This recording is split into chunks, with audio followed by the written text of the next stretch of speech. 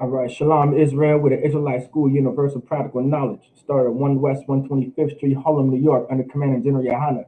We're not affiliated with any other Israelite group nor any other Christian organization. So we're gonna talk about we're gonna be in Nehemiah chapter 13. A lot of people don't understand what the Sabbath is about and what you're supposed to do on the Sabbath. Like the Lord only wants you to keep the Sabbath holy. Like that's what the Lord wants you to do. It's okay for you to cook on the Sabbath. It's okay for you to even have sex on the Sabbath if you would like. There's nothing unholy about you and your woman coming together. Like a lot of because of these fake Israelites, because of the Christian church, and because of everyone that doesn't know the Bible, no one really knows what the Bible is talking about and what to do and what not to do on the Sabbath. Like the Lord just wants you to keep the Sabbath holy. The Lord just wants you to keep the law. That's what it means to be holy. To be holy is to be separate. And that's in our law. If you go into Leviticus, all right, if you go into the book of Leviticus, the Lord tells you exactly what holy means. It means severed, it means to divide, it means to separate. The Lord wants you to be separate. The Lord wants you to separate from everything. And by being separate is keeping the law. You can be separate by keeping the law. While everyone else is eating pork, you don't. While everyone is eating shrimp and lobster, you don't. While everyone is part of the LGBT, you don't. While other men are having sex with men, you don't. If you're a woman and everyone else is a woman having sex with other women, you don't. While everyone is lying, you don't. While everyone else is committing adultery, you don't. While everyone else is serving other gods, you don't. While everyone else is smoking weed and getting high, you don't. While everyone is selling weed and selling coke and selling crack, you don't.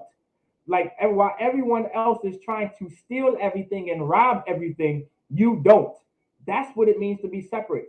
That's what it means to be holy. That's what it means to serve the Most High. That's what it means to keep God's laws, statutes, and commandments.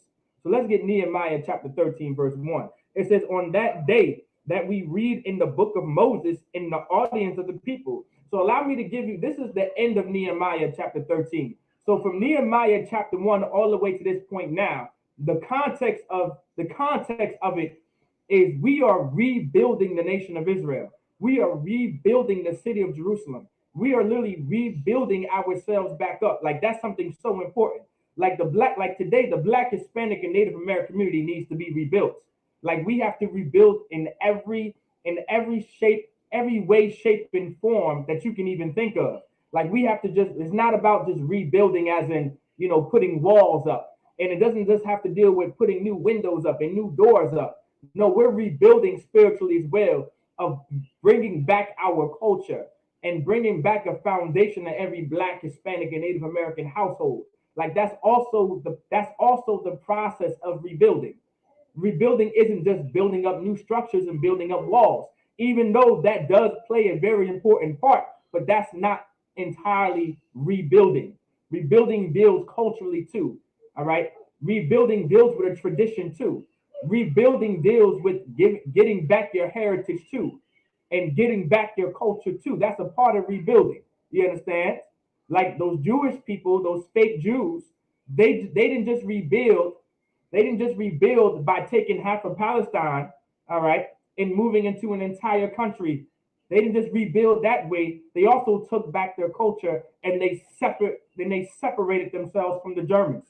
Well, guess what? In the book of Nehemiah, that's the spirit that we're trying to do. It's like that's the spirit that we are trying to accomplish, separating ourselves from these other nations of people simultaneously, taking back our culture and building up walls to protect ourselves. So Nehemiah chapter 13, verse 1, it says, on that day they read in the book of Moses, because this is a part of our culture. This is a part of the traditions that the Lord passed down to us. In the book of Moses. That's where the law is found. In the audience of the people, meaning there's a audience, there's a people. Like in the book of Nehemiah, you can find exactly what the ISUPK does, which are the real priests and prophets of the Lord. We are out on those streets, and we are out in the cities, and we are out in those neighborhoods teaching our people. We're not just in a building. We're not just in a house. We're not just inside being scared and being some scaredy cats. We are out in the street, in the ghettos, in the hoods, in the projects, teaching our people out of the book of Moses. just like the priests and prophets that come before us. That's why the Bible says the spirit of the prophets are subject to the prophets. We're not doing anything different than what the priests and prophets have done before us. And therein was found written, meaning there was something written in the book of Moses.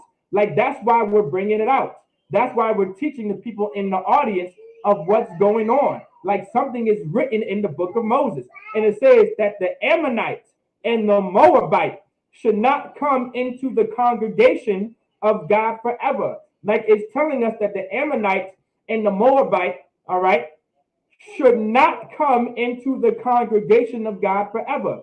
If we go into the book of Moses right now, for time's sake, we're not going to go into the book of Moses to pull that precept. All right, but you can find this in the book of Deuteronomy. You can find this in the book of Numbers as well. And you can find a portion of it in Leviticus where it tells us that the Moabite and the Ammonites and these other nations of people should not come into the congregation of God, all right, forever. Why? Because we are to be separate. We are to be separate from these other nations of people. The Lord was always about being separate. And that's what it means. That's what it means to keep the Sabbath holy, to be separate. Be separate from everyone else. Separate yourself for once. Stop smoking weed and getting high. Stop selling drugs. Stop being a drug addict. If you are a man, stop having sex with other men. If you are a woman, stop having sex with other women, because that's how you profane the Sabbath. Like a lot of y'all think cooking and making a meal is profaning the Sabbath. You're an idiot and you're dumb and you're starving your family for no reason because you think you're supposed to not cook on the Sabbath. That doesn't make any sense. All right, I'm not even going to really touch on that topic because it's so dumb and so simple. But if we go into Numbers right now, I believe that's where you find kindle no fires on the Sabbath. I believe that's where they get it.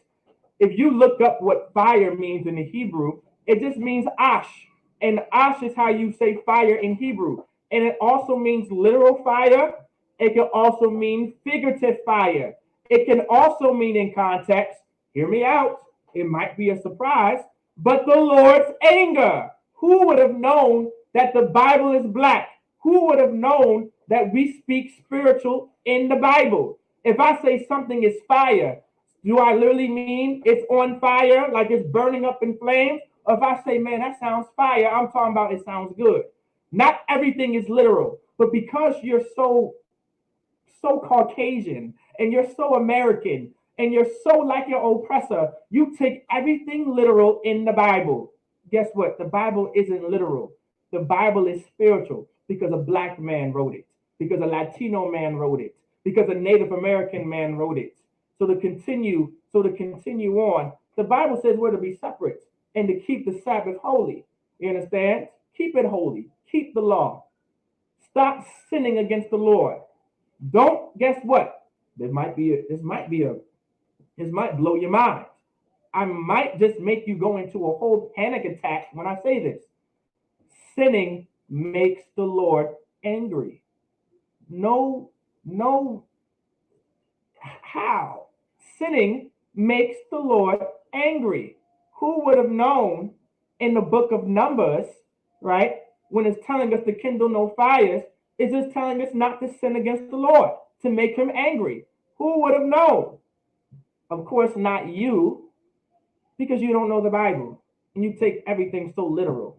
And it says, verse 2, because they met not the children of Israel with bread and with water, because they didn't meet us on good terms. They didn't want to be among us. They completely despised us. They wanted to be against us. They didn't give us any bread and water because they also wanted to be separate from us, because those other nations are our enemies. And it says, but hired Balaam against them, that he should curse them. Howbeit our God turned the curse into a blessing. Like they wanted to curse us. These Moabites, these Ammonites wanted to curse us and to absolutely destroy us. And they wanted to see our downfall. They wanted nothing to do with us. They wanted to kill us and destroy us and curse us. That's what they wanted. If you didn't know anything of Balaam, King Balaam was known to anything that he said would come true. If he blessed someone, then he would be blessed. And if he cursed someone, then he would be cursed. Balaam was known, that King Balaam, which was a heathen, he was known to do this. So they hired Balaam to say, well, I guess he's so known to curse and bless people, and it actually comes to be, how about we get him to curse the children of Israel so the children of Israel can be cursed and so they can no longer be a problem to us? Well, guess what? The Lord turned that into a blessing. Instead, these other nations, including Balaam, got put to death and was destroyed, while the nation of Israel made it into the land of Canaan and established a land of our own. Verse 3, now it came to pass when they had heard the law. It says they heard the law. They were listening to the priests and prophets of the Lord, and they heard the law.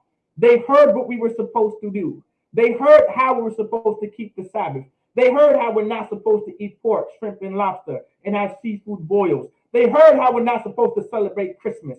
We heard how we're not to celebrate New Year's, and how we're not to celebrate Easter, and not to celebrate Thanksgiving or any pagan holiday. We heard how a man is not supposed to have sex with another man. We heard how a woman is not supposed to have sex with another woman. We heard how we're supposed to not oppress each other. We heard that we're not supposed to give our loan. We're not supposed to give our loans with interest to our own people. We learned that we're not supposed to put our people in massive debt. We learned these things. Like, this is in the Bible. We learned how to treat the poor and how to treat the rich and how to treat each other and how not to completely oppress each other. This is what we learned, right?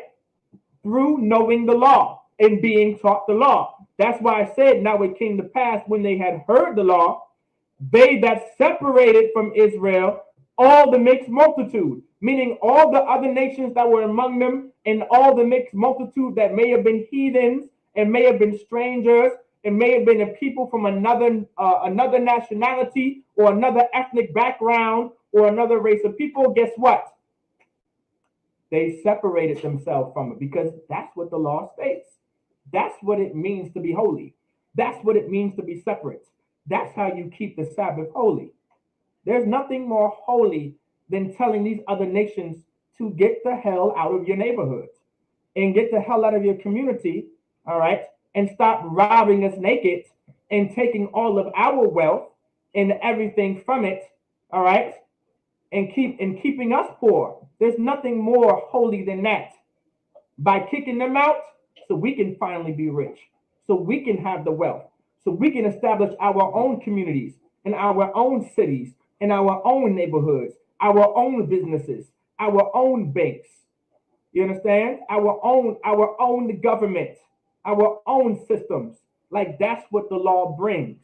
That's what the law actually builds. But no thanks to the Christian church, you would have never known that. Because of these Israelites that don't know a damn thing and they think they know the Bible and they're just Christians, you would have never known it. You understand? Because they're Christian themselves. And it says in verse 4, and before this, Eliashib the priest, having the oversight of the chamber of the house of our power, of our God. So now priest, this is Eliashib, right? Eliashib, right? The priest, he was oversight, meaning he was over the house of the Most High. He was in the temple. He was over, all right? That was his office. He was in charge of that office. Was allied unto Tobiah. It says was allied unto Tobiah, meaning there was an allegiance somewhere. Tobiah was an ally to priest Eliashib. Now that's a problem, because Tobiah is another nation of people. He's an Ammonite. He comes from another nationality. He comes from the ethnic group. There should be no ally of ours that come from another nation of people, especially dealing with the tabernacle, especially dealing with the house of the Lord. Verse 5. And he had prepared, verse 5, and he prepared for him a great chamber. So he prepared him a great chamber, where aforetime they laid the meat offerings. So this is also, they prepared Tobiah a chamber, a great chamber, where aforetime they laid the meat offerings. Like, this is where the meat offerings was done. The frankincense, this is where you would burn the frankincense and myrrh. And the vessels, like, this is where you would keep the vessels of the Lord. and the tithes of the corn. This is where you would keep the tithes. You understand? Like this is where you would keep the treasury. All right. And the new wine and the oil, which was commanded. Right. So this is where you would keep the new wine and the oil. All of these things deal with the house of the Lord. All of this deals with the temple. All of this deals with the tabernacle. All of this deals with the house of God. All right. Which was commanded to be given to the Levites and the singers and the porters and the offerings of the priests. So all of this was commanded to be given to the Levites, given to the priests. Well, guess what? Guess who it's being given to? It's being given to Tobiah. Now Tobiah is in charge. Now Tobiah holds a great seat in the chamber. Now Tobiah is in the tabernacle, which the Ammonites and the Moabites have no dealing and have no business being in our sanctuary, have no business being in our tabernacle. They have no business being in the house of God.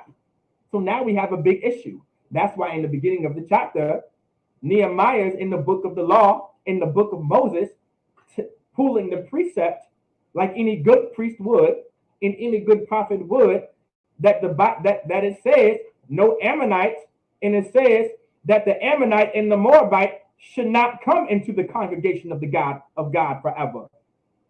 Let's get verse 6. But in all this time was not I at Jerusalem, for in the 213th year of Artaxerxes, king of Babylon, came I unto the king, and after certain days obtained I leave of the king. So now this is Nehemiah saying that this, like, I came to the king so we can get our complete freedom, so we can actually separate ourselves from these other nations of people, so we can separate ourselves from these other ethnic backgrounds of people and their cultures and their traditions, because we were in captivity. We were being oppressed. We no longer held on to our culture like we once did. Now we're intermingling with each other and intermingling with these other nations of people and worshiping their gods and having sex with their women, and our women are having sex with their men and taking their men as husbands, and our brothers are taking their women as their wives. Like, that's against the Lord. That's why in the book of Ezra, it's literally right before the book of Nehemiah, we were in a state of emergency and we had to separate ourselves from these other nations of people, and all of our wives and children had to go, because there would be no more Israel if we kept on having sex with these other nations, and Israel would be no more. Like, that's the problem that we're even having now, that is getting so bad. Like, it's so bad right now in America, we don't even know who we are. We just think we're black and we're Latino and we're Native American, and we're nothing but niggas fixing wetbacks in the black, Hispanic, and Native American community. And we don't even know who we are. We think we're Christian. We think we're Baptist and Methodist and Pentecostal, 7 Days Adventist. You can't even tell us that we're an Israelite. We would think, what you mean we're Israelite? We're the children of God. What are you talking about? That because our culture is taken from us, because we separated ourselves from the heritage of God, which we should have never done it. And now we don't even know who we are. This is the very same problem that we have now. Well, we also had it in Ezra. And we're having this very same problem in the book of Nehemiah. And guess what? We're trying to rectify it, and we're trying to correct it. And that's the spirit behind all of this. Verse 7. And I came to Jerusalem and understood of the evil that Eliashib did for Tobiah in preparing him a chamber in the courts of the house of God. Like, he understood the evil that priest Eliashib did for Tobiah. This was an evil thing, to give a heathen a chamber in the house of God, because a Moabite and an Ammonite was stated in the book of Moses in the law that they should not be in the congregation forever. Like, none of this should be happening right now.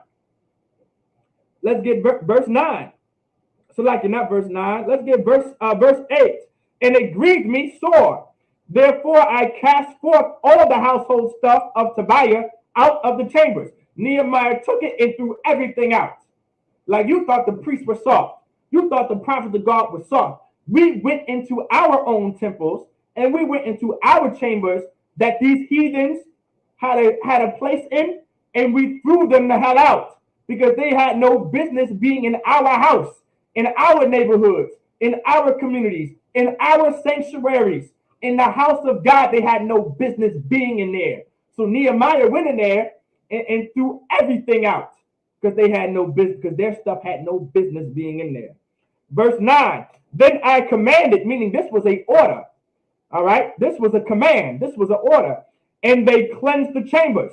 They cleansed the chambers after this. This was a order, was to cleanse the chambers. You understand? And thither brought I again the vessels of the house of God with the meat offering and the frankincense. So we rebooted the entire temple of the Lord. We cleansed it all. We cleaned it, and we brought in everything that needed to be brought back in. We kicked all the stuff that the heathen brought in. We kicked out all of their gods, all of their vessels, all of their wines, all of their liquors, all of their weapons, all of whatever the hell they had, all of their clothes, their garments, their blankets, their pillows, whatever the hell was in there. We kicked it out and we brought our stuff back in. Verse 10, and I perceived that the portions of the Levites had not been given them, for the Levites and the singers that did the work were fled every one to his field. Like this was a sin against the Lord, man. Like it was an order since the beginning, since the time of Moses, that the Levites were supposed to be given their portion because that was their office. This was the priesthood established at this time. All right, verse 12. It's like not verse 12, verse 11. Then contended I with the rulers. It says contended I, meaning he fought. He went to war. There was a battle. There was a fight. All right. There was a brawl. It said, then contended I with the rulers and said, why is the house of God forsaken? Because it was a very serious thing that the house of God was forsaken. It was being destroyed. It became an abomination. There was a heathen inside of it. There's been a heathen culture inside of it. They had so much stuff of the heathen inside. It was so disgusting. Nehemiah had to fight the rulers and battle the ones in charge and say, what the hell happened to the house of God? All right. The Lord goes on to say, and I gathered them together and set them in their place. It said, I gathered them together, meaning he gathered the ones in charge, these rulers, and set them in their place, meaning he gave them order. He checked them. He corrected them. He rebuked them. He suffered not sin upon his brother. He made sure they understood this nonsense right here, this malarkey right here should never happen again. Like this is the job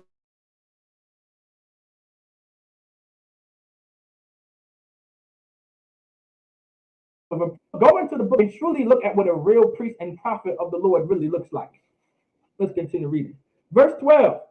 And then brought all Judah the tithe of corn and the new wine and the oil unto the treasuries, because this was where all this was the treasury department.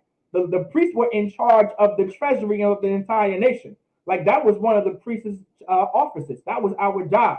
Anything that dealt with treasury and money and goods and corn and meat and all that type of stuff, the priests were in charge of this. Like that was our office, was to be in charge of the nation and the treasury and things like that. Like that was our office. That was our job. That's why if you go into Chronicles and you go into Samuel and you go into 1st and 2nd Kings, you'll see the priests being called officers as well, priests and officers. That's why you have priests and generals and priests and captains and priests and officers right now, because we get it from the Bible. We get it from the culture. Let's continue. Verse 13. And I made treasuries over the treasuries. So like I made treasurers over the treasuries. Shelemiah the priest, and Zadok the scribe, and of the Levites Pedaiah. And next to them was Hanan, the son of Zakur, the son of Mattaniah, for they were counted faithful, meaning these were upstanding men that were reliable, all right, that were put in charge in this office. They were faithful. You understand? They were counted faithful, meaning they were proven to be faithful.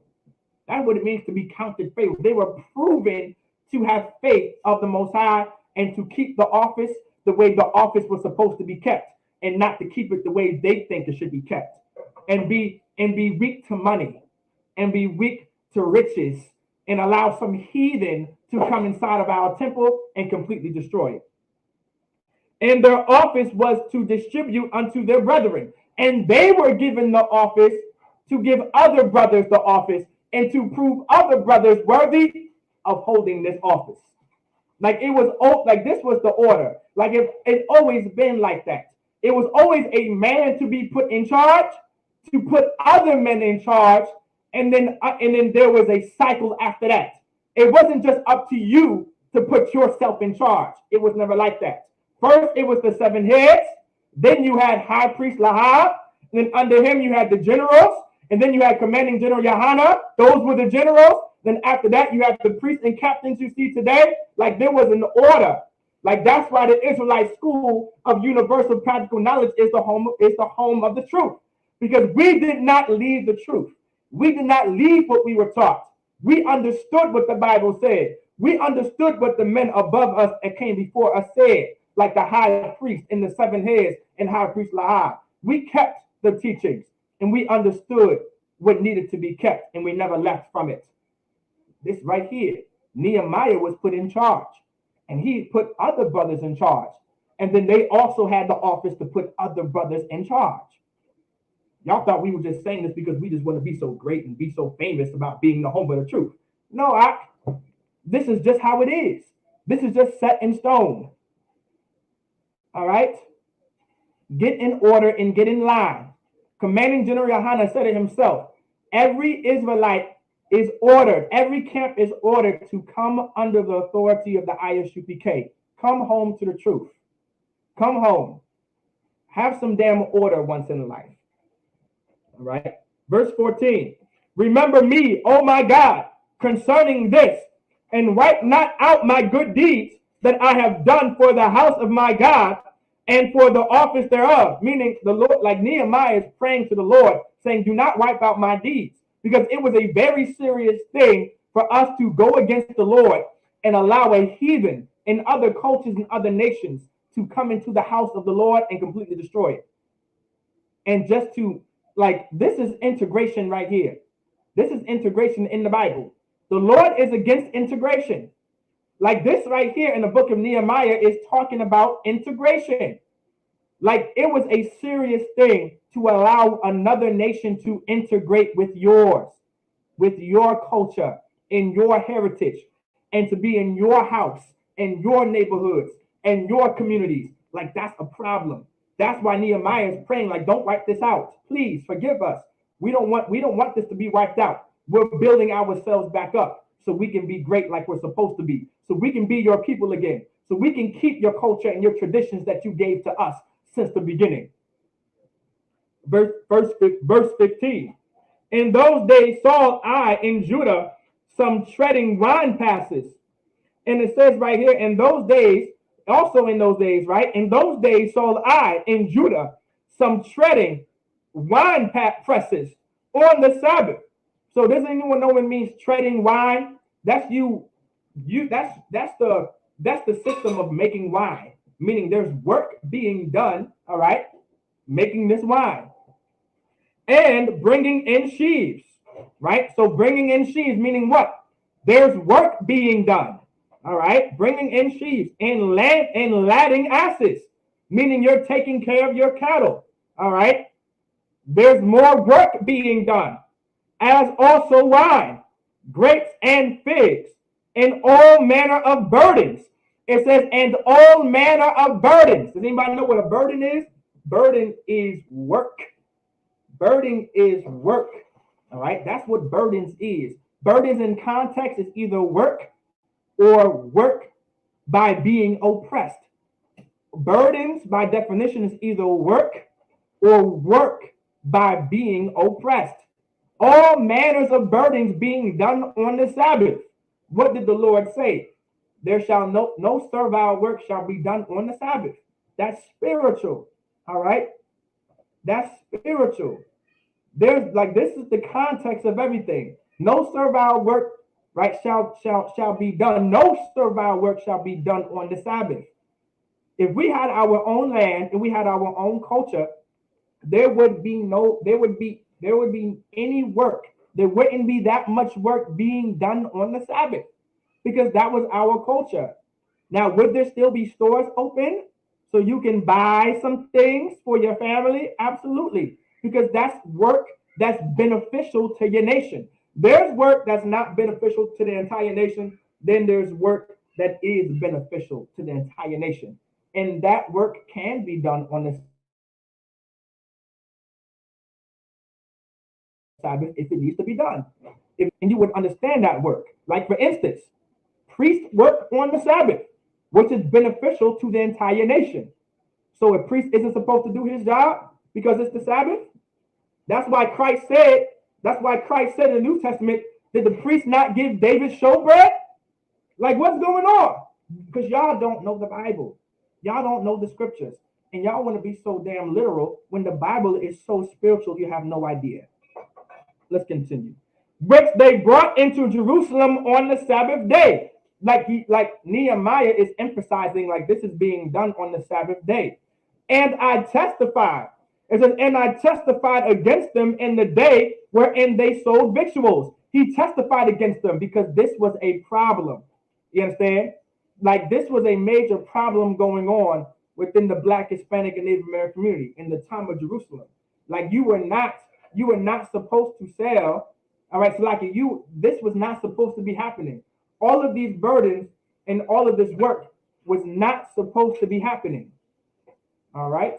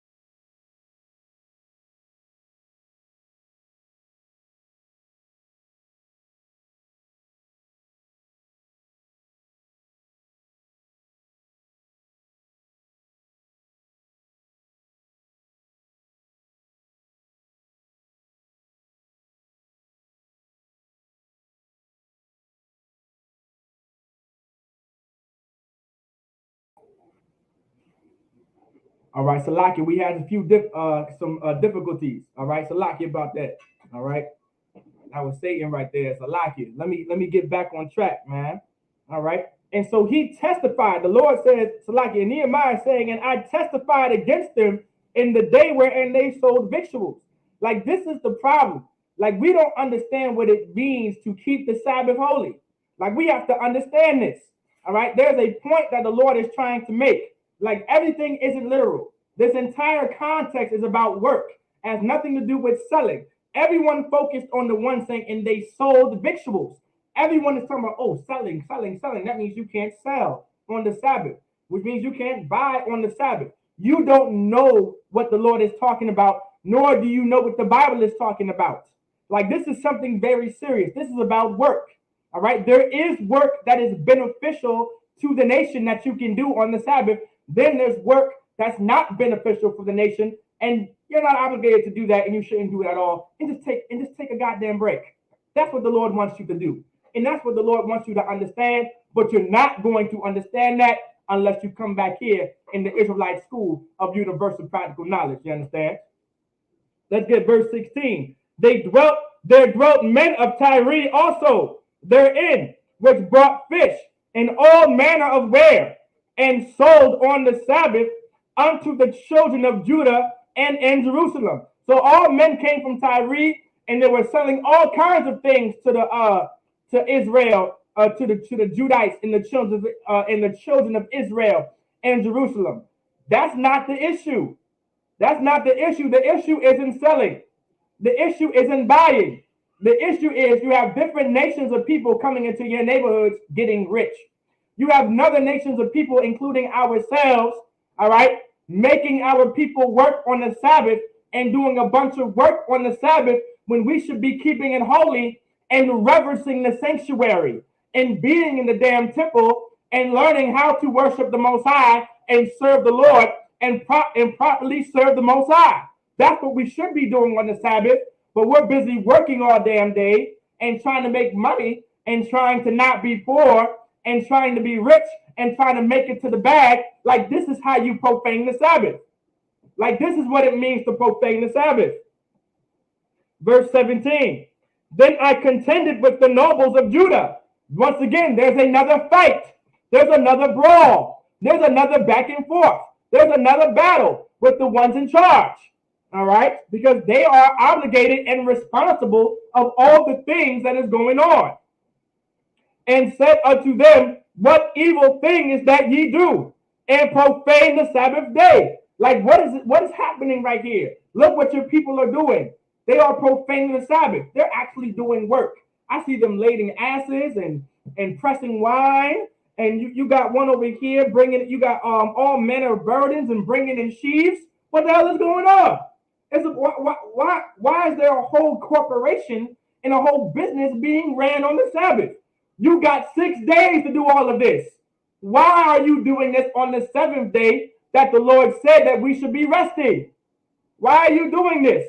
None of this should be happening. And then on top of that, you have other nations and other races of people coming into your neighborhoods, into your cities, and your towns, and making money off of you.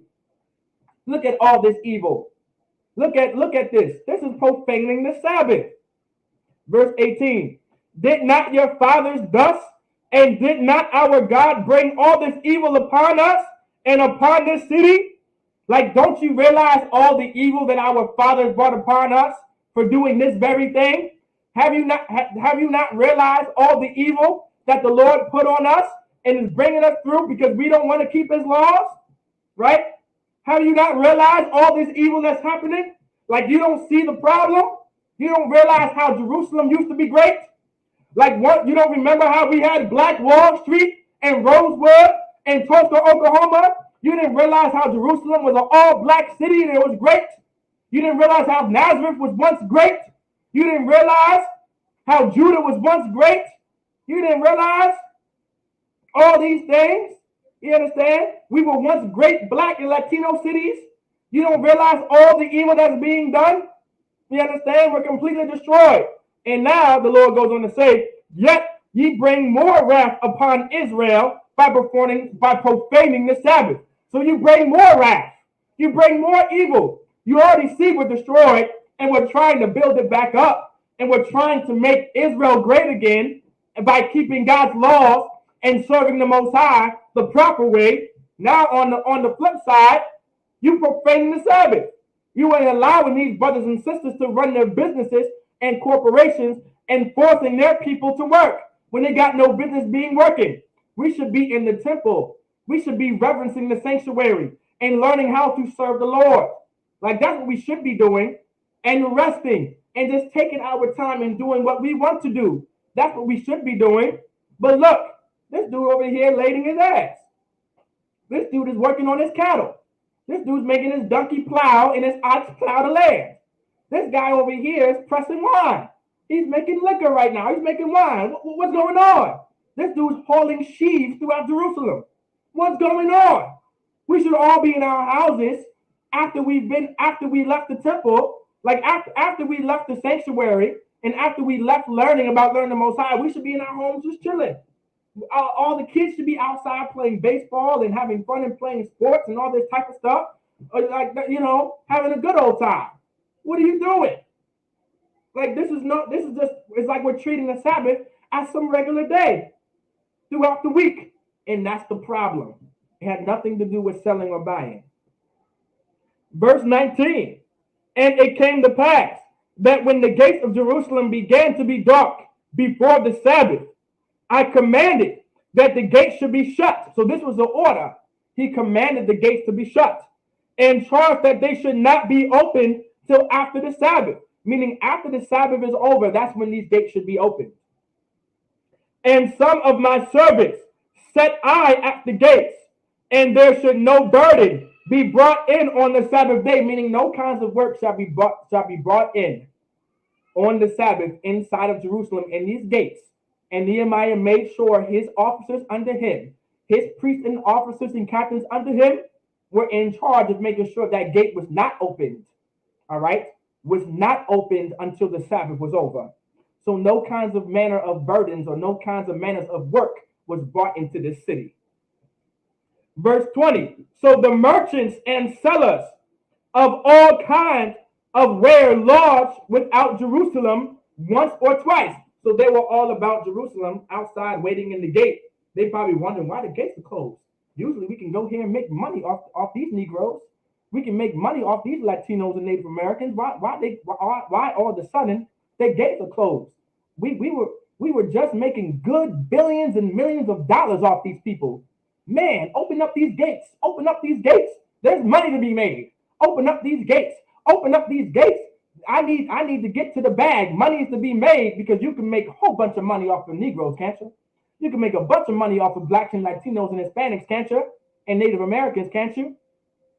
What they say, the black dollar is the fastest dollar spent. The Latino dollar is the fastest dollar spent. The Native American dollar is the fastest dollar spent. All these other nations are wondering why the gates are closed. They're trying to make money so they can make their nation rich, so they can make their cities rich and their neighborhoods rich. And this is part of profaning the Sabbath.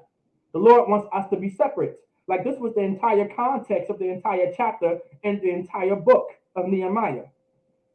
Verse 21, then I testified against them and said unto them, why lodge ye about the wall? Like why are you just chilling in this wall waiting to get in, right? If ye do so again, I will lay hands on you. Nehemiah said, I will lay hands on you. Like this is the spirit of the priests and prophets of the Lord. We're not cowards. We're not weak. We're going to lay hands on you. We are serious about keeping God's laws, statutes, and commandments. And Nehemiah was so serious. He had captains and officers under him, generals and captains and officers under him, ready to go to war if they weren't going to get up off that gate, lodging, to get in here so they can make money off of the Black, Hispanic, and Native American people. Just like today. Just like in the Black, Hispanic, and Native American community today. No different than the way it is now. Verse 22. All right, verse 22. And I commanded the Levites. All right, so like I will lay hands, verse 21. And I will lay hands on you from that time forth came they no more on the Sabbath. It says right here, from that time forth, came they no more on the Sabbath. From that time forth, they said, nah, I'm good. They saw Nehemiah and those generals and them captains and them officers. They seen priests and prophets of the Lord, just like the priests and prophets of the ISUPK. You understand? They seen brothers like Captain Mashak and Captain Tazariak and Captain Tal War and Captain Sapar Napash and Captain Machabah.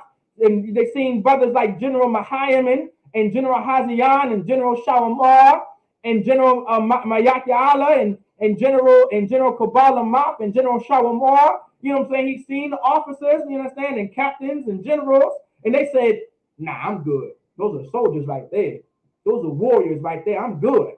I'm great. I'm straight. I'm gonna go ahead and just make money somewhere else. I ain't coming on the Sabbath.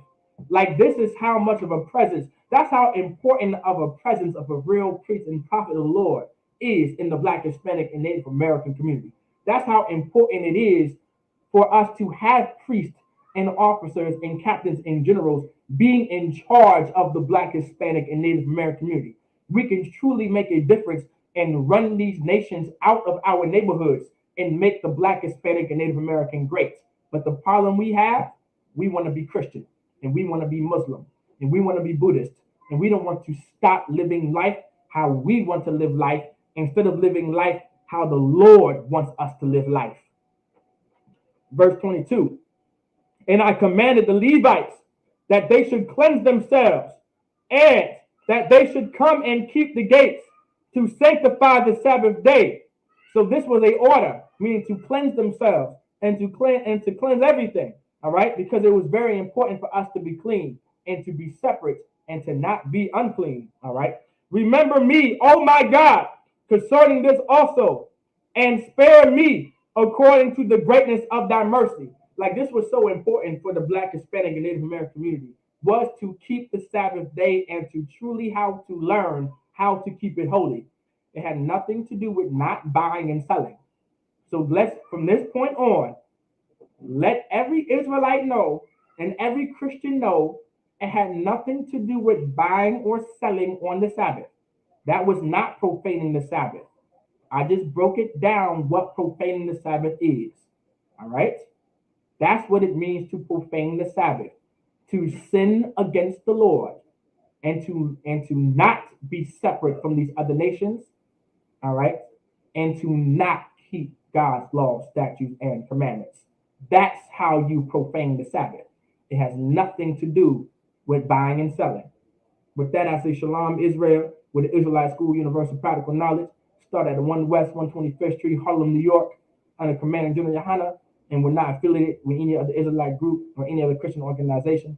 With that, I say Shalom.